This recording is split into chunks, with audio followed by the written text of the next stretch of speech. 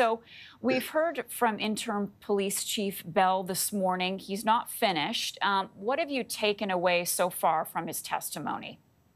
Well, there seems to be a disconnect between some of the things he's saying and what the acting deputy chief said last week in terms of the planning and preparation, what lessons were learned, and some of the things that probably should have been done better. She identified some of that, basically said they really didn't have a plan going into this. And that's a little different than what he said.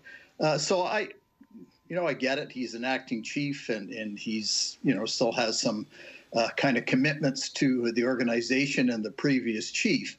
But I don't buy some of the stuff he's saying, to be quite honest, in terms of this was unprecedented. It was, yeah, there was trucks used. But big protests that cripple a community are not unprecedented. The only thing different here was they were in trucks. And some of the intel things that he's mentioned, I just don't really agree with.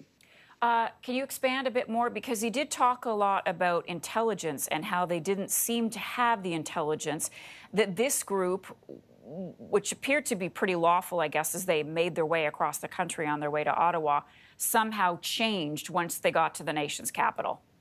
Yeah, they were lawful because they were driving across Canada when there's hundreds and hundreds of trucks coming across Canada for days. They didn't stop, they didn't park because Ottawa was their goal. So there was no point blocking off the streets of Thunder Bay or Sault Ste. Marie. They were heading to Ottawa. They got to Ottawa. There was no secret they were coming.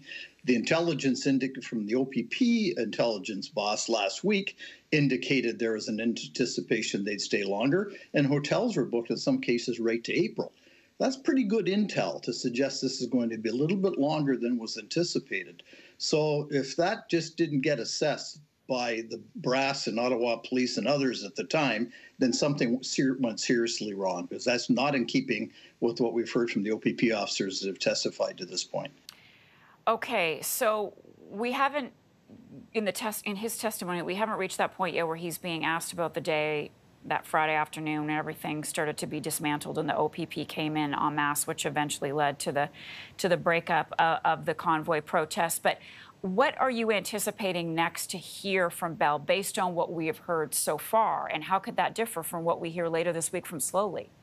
Well, we're going to hear from his perspective. There's going to be some defensiveness, and I get that, but we have to be 100% honest, too. I'm not suggesting he won't be, but that honesty has to be there from him and Chief Slowly. In terms of where did things go wrong? I'm not trying to throw people under the bus here, but things went seriously wrong in the planning, the preparation, and in the early days of this, which crippled them for the rest of the time that they were there. And then, what was the thoughts around the Emergencies Act? I have said since the beginning they needed people, not legislation. They didn't have people.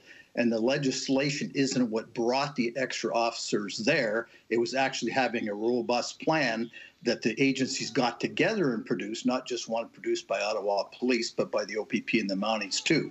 So Emergency Act aside, things went wrong and they finally got it back on track. But did the Emergencies Act play big in that? I don't believe so, but we'll hear from Interim Chief Bell in terms of what he feels about that.